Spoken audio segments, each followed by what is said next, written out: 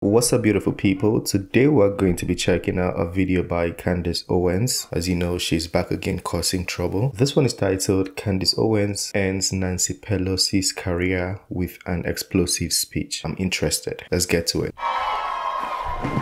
Media says we're not supposed to be here. We're supposed to be scared to be in this room, right? But we're here anyways. We are all here, and we should be so proud of ourselves for standing up to the media bullies and showing up today.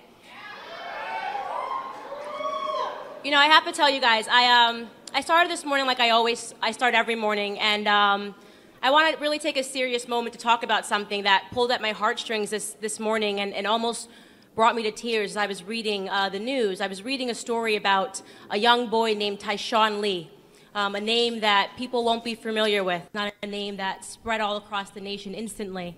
Tyshawn Lee was a 9-year-old boy living in Chicago.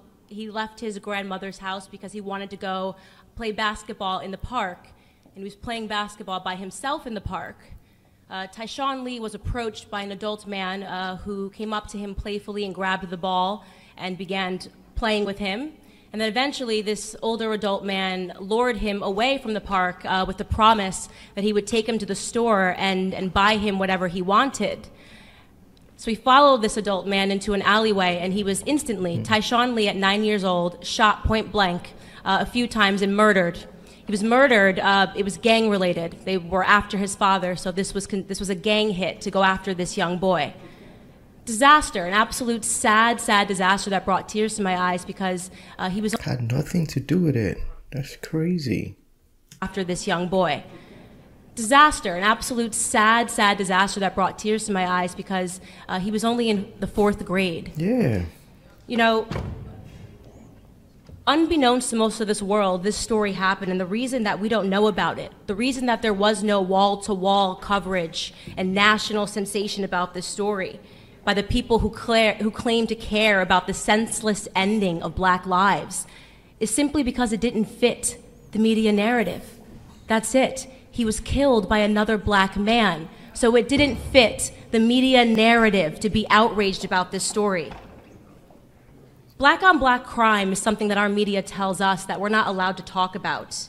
Over 93% of Black homicide victims are killed by other Black people.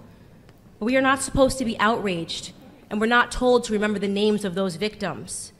Because if we begin to focus on that area, something that is causing real harm and devastation to our communities, we might uncover the truth. And the truth is that this is all by Democrat design. Our inner cities are all by Democrat design.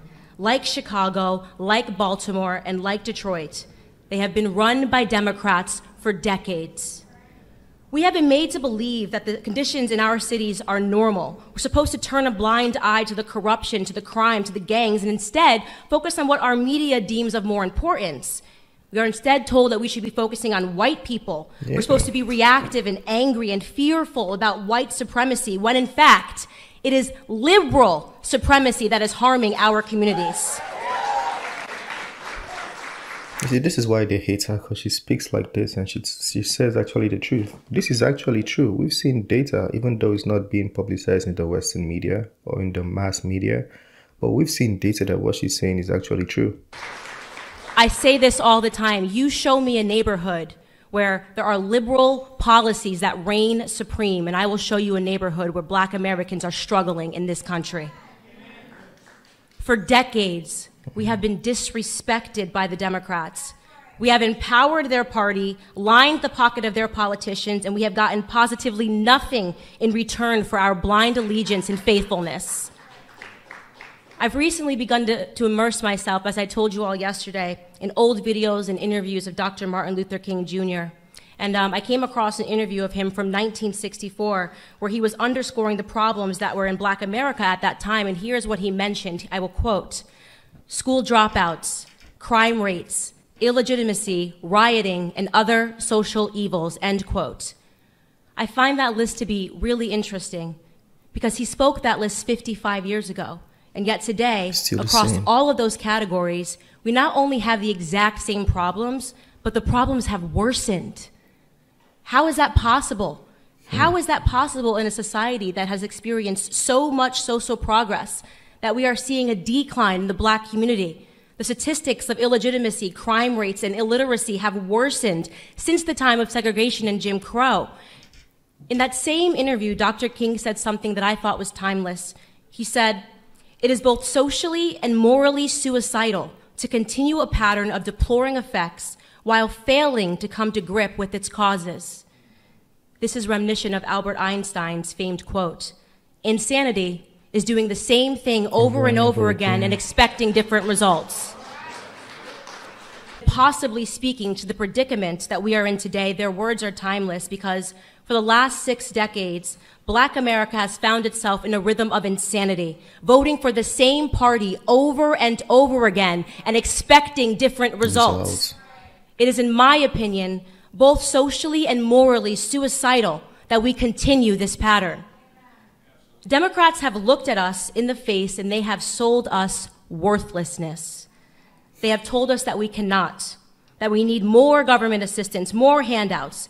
We handed them power, and in return, they further diminished our sense of pride, the most important thing that we had, our sense of pride.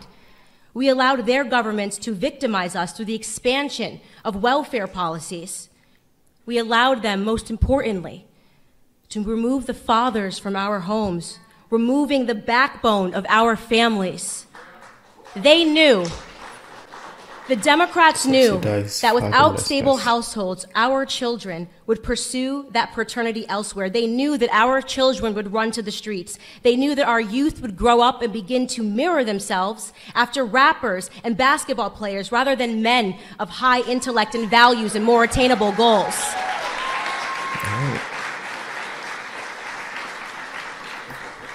Their media took away the Jeffersons, they took away the Winslows, they took away the Huxtables, and they gave us love and hip hop. They knew exactly what they were doing. They were resetting our goals.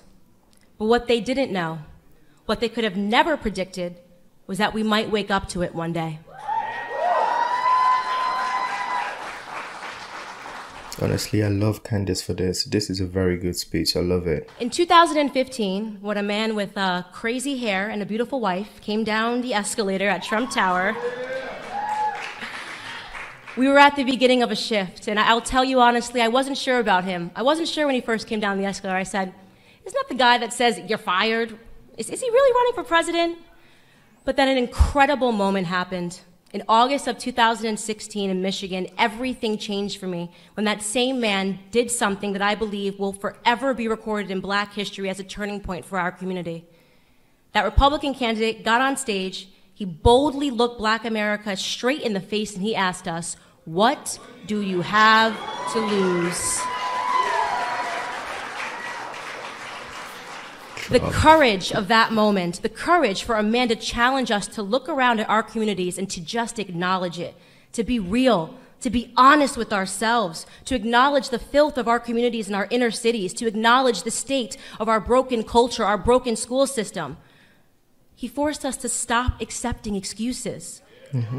Every single person that is standing in this room stands here because at some point, we had the courage to set our pride aside and to realize that for the first time in decades, we had somebody who was telling us the truth. And he just kept on telling it all around the country, dropping bars. Honestly, Trump might be my favorite rapper right now. My favorite moment of his campaign was he said, "Only Rosie O'Donnell, only Rosie O'Donnell." Only our 45th president, Donald J. Trump, and I'm going to tell you what I love about him.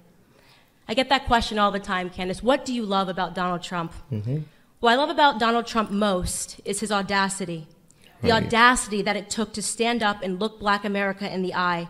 The audacity that it takes to call out these crooked Black Democrat politicians that have received billions in aid from our government and effectively stolen it from the struggling cities that they represent. The audacity to call out Elijah Cummings, the audacity to call out Maxine Waters, who lives, by the way, in a $6 million home outside of her own district.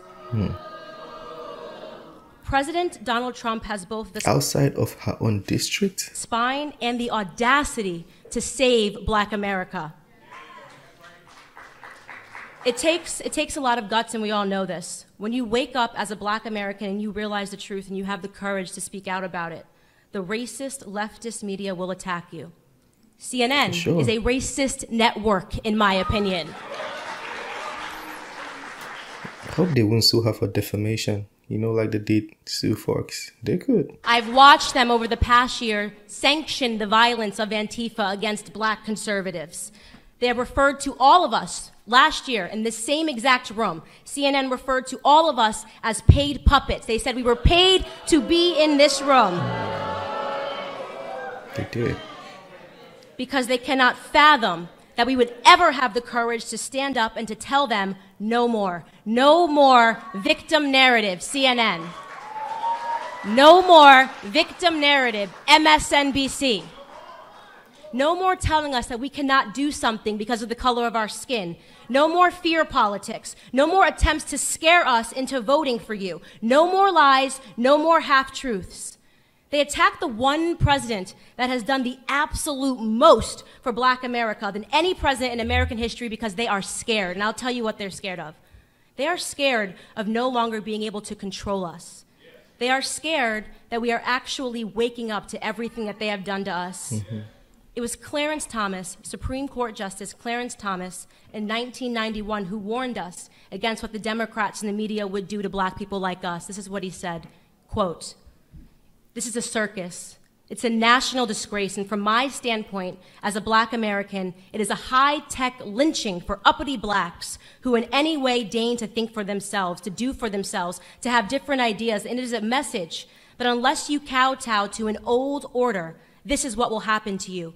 You will be lynched, you will be destroyed, you will be caricatured, rather than hung from a tree." How right was Supreme Court Justice Clarence Thomas in the treatment of Black Americans today? It is a national disgrace. But let them continue. Let them continue their attacks on free-thinking Blacks. It's not going to stop us in any way from supporting this administration, from supporting people like our honorable Vice President, Mike Pence, who is finally talking about God again on the national stage.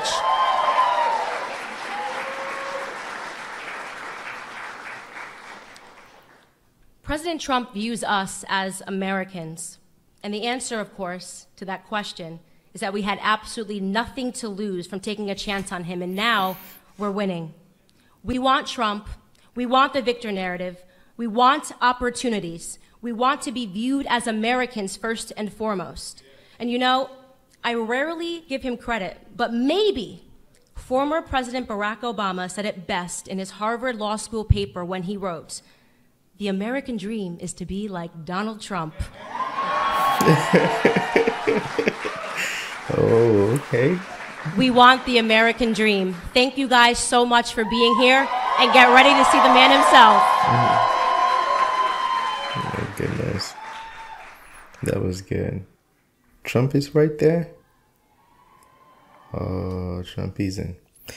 Well, that was a very, very good speech. Very, very good speech. Like, I couldn't hear one thing that I disagree about, because I've been, in my own abilities, I've been saying the same thing.